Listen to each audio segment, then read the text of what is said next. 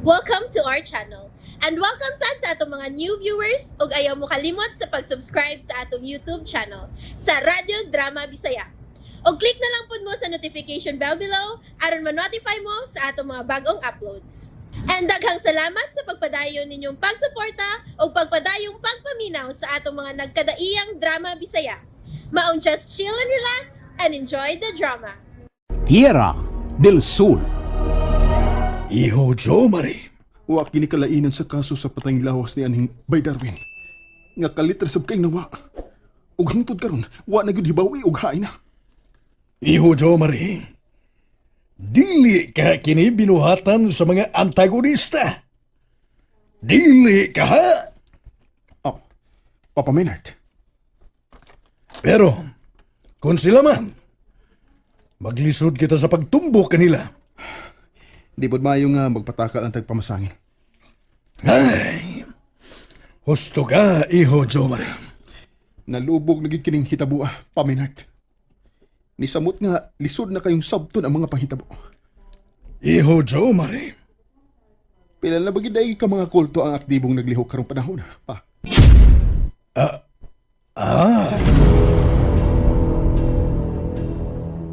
Nagduda ko. Nga may kalabutan sa pagkahanaw sa patay nga lawas ni Sofronio ang mga antagonista. Kaya mo'y sayron ko. Paimbestigahan ko kining bahina. Hain ka man karon. Niya na sa karaang bahay sa mga Benavides, Yaya. Pag-amping yun in taon diha, Dudong Jumari. Salamat, Yayang Gracia. Nagkalitan kaayo ko sa mga uwahing panghitabo diha sa La Sierra. Nahibaw ka na. Suod ko kaayo si Dumaki. Yaya. Naluig ko ni Maki nga napahangtod karon sa ICU, Yaya. Ay, Diyos ko in taon. Ipahilayo sa peligro ang kinabuhi ni Dumaki. Mausag ka na ang kanunay na kong giampo. Palihog. Pagkaduawas niya dito sa ahisiyo nga iya karon nahimutangan. Og ihonghong ang iyang mga pulong nga kanunay litukon niini. Matirang matibay. Ah. Oo. Gibuhat ko ka na, Yaya Ingracia. Yawat na lang nga makatabang ug madasig siya sa pagpakabuhi. Husto ang gibuhat mong inisyatiba aron pagdasig o pag-ukaw sa iyang subconscious mind. Di lang kay basta driver para nako si Maki, Yaya. Kundi usasab siya kahigalan ako. Maayong higala si Dumaki. Gusto ka, Yaya Ingracia.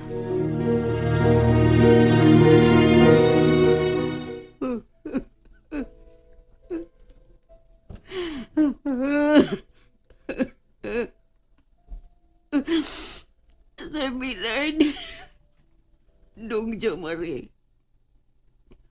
Abi man akong kaya ra kayong dawaton ang kamatayon ni Punyong. Pero dili man di ay. Tar sila. Buka nagahigayon nga. Tungluhon ko. Nga mamatay na naging unta siya. Kaya giisip na ko siyang dangan sa akong kinabuhi. Pero sa akong nadawat ang balita nga wa na siya. Muna gipikas ang akong kasing-kasing, sir. Oh. Dong, Nang tarsila. tagas kay panahon. Kauban mi na narbaho din sa karaang bahay sa mga Benavides. Mga matanoon pa kaya kami sa diyang nakauban kami dinig panarbaho. Ugwa patago. Yan ang ulitaw kanimo si Sofronio. Oo, tinuod na. Pero doon na igong rason kung nga giairan ko. O wag dyan ako nawata ang gihalad di aguma. Unsa kalam ang samad nga nag-umido karon sa kasakit diha silawom niya ng dughan mo. Umans kasayuran nga patay na siya. Antar sila. Dili matukib sa kasakit, sir. Dili sayon. Tungod kay luyo sa kasayuran sa tanan dinis karaang bahay. Nahimong importanteng tao si Punyong sa akong kinabuhi. Unsay buot mong ipasabot? Iyag-yag ang gusto mo pang iyag-yag na kamatuoran, Tarsila. Aron sa ingon, ugaan-gaan ka nang gihambin mo karon ilawom sa dughan. Paminard, di tingali makaayo ni ng Tarsila nga pugsun siya sa pagpasultig dugay. Iho, Jo, Mari. Mas maayong ato lang una siyang papahuwayon.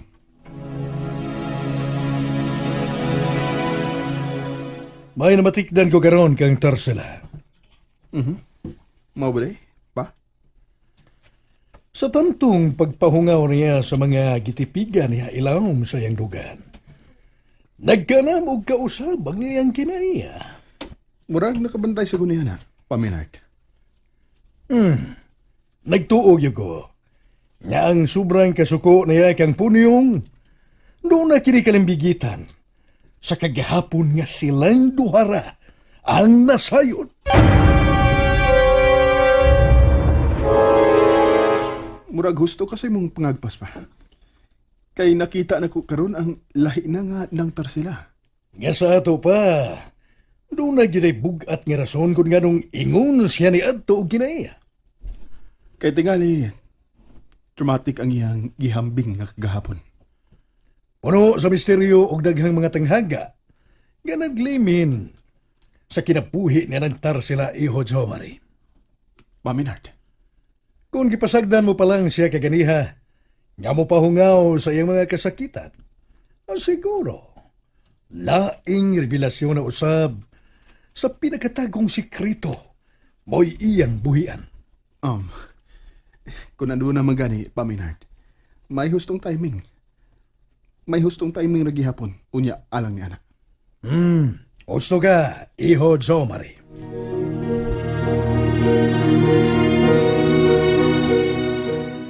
Patay na gani si Punyong. Nahanaw pag yun. Ngano ka? Adunay bugat ka sinyalis kini pagkahanaw og kalit sa patay nga lawas ni Punyong dito sud sa morgue sa pribadong ospital dito sa Lakiera.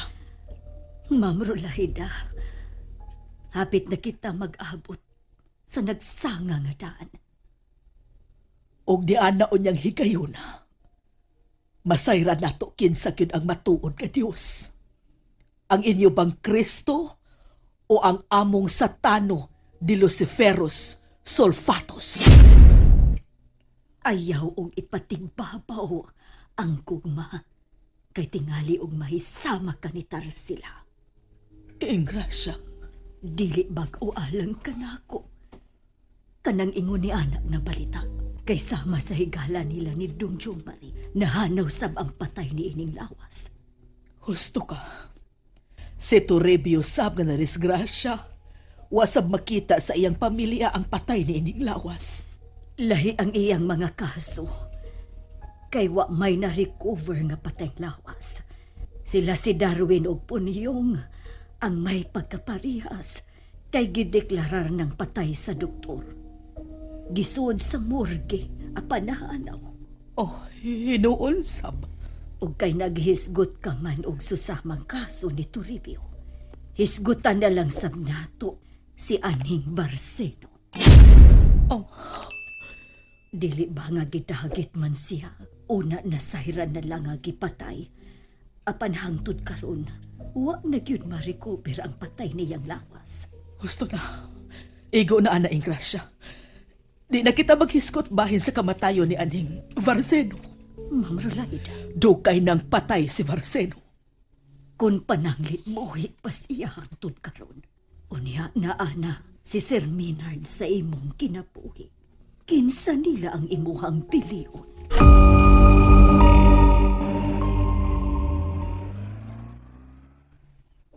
Tuwa na siya. Nahigugma siya kang Sir Minard. Apan maila pagihapon sa iyang naong og sinultihan nga mas in love siya ni Anhing Barceno.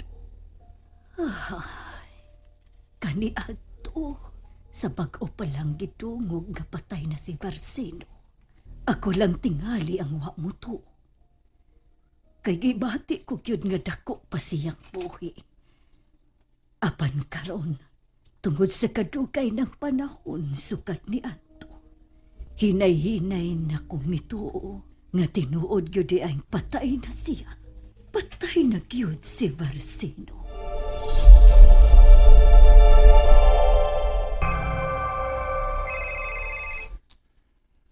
Alo, Professor Suame.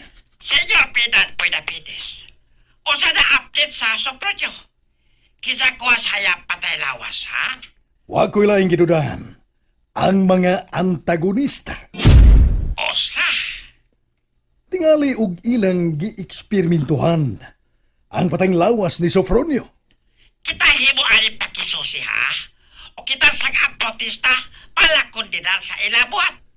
Kung sila mangyari, makaingon gyud ako nga dili sila patas. Supremo minat.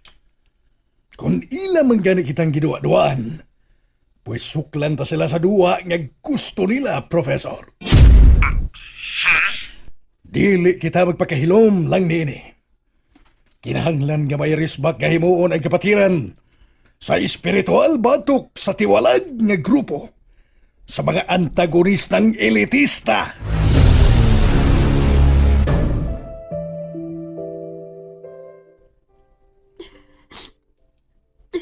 Brenna?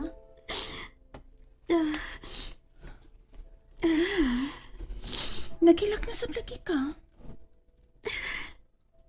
Miss Krisha, huot gid kaayo nga akong dughan. Sakit gid kaayo hunahon-naon nga wala ang taho nga permi mo pabati sa iyang amahanong pagtagad. Sino'y po niyong... Brenna? And there you have it, everyone. Stay tuned sa atong next episode. Bye!